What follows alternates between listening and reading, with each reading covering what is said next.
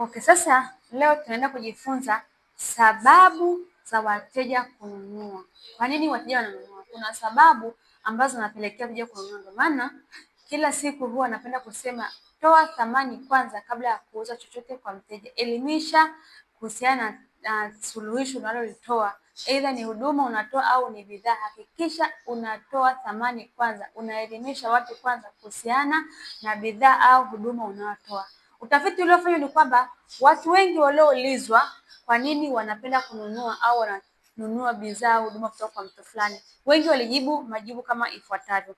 Mmoja anajibu nampenda muuzaji, lakini mwingine anajibu naelewa kile ninachonunua, mwingine akajibu naiona tofauti kwa mtu na kampuni inayonunua, na mwingine akajibu kwamba namwamini muuzaji.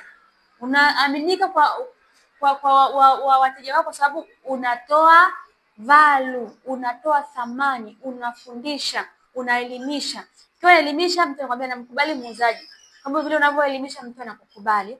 Lakini sababu nyingine kwa nini wateja wananunua ni kwamba walijibu najisikia vizuri kwa muuzaji.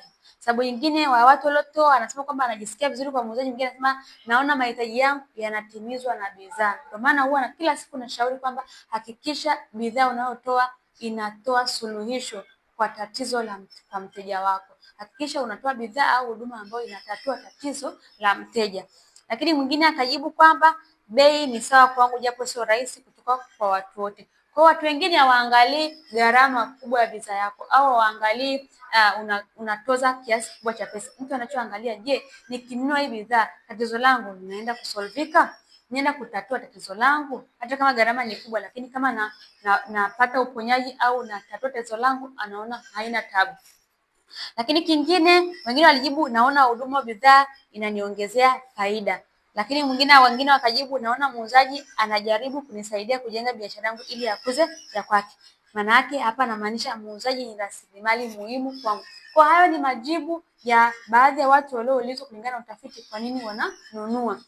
Sasa kitu ambacho nataka ujifunze iko hivi. Watu hawapendi kuuziwa bali wanapenda kununua. Kama unataka kuuza bidhaa kwa mteja, usimuuzie. Yeye hataki kununua, hapendi kuuziwa bali anapenda kununua. Ananunuaje? Hakikisha unatoa thamani, hakikisha unamuelimisha vizuri kuhusiana na tatizo lake. Yeye ndo atakupigia simu kuhitaji bidhaa yako. Yeye ndo atakupigia simu kutaka huduma yako. Hakikisha unafanya hivyo. Na kama utaweza kutoa utaelimisha vizuri, utawahudumia vizuri wale wateja wako,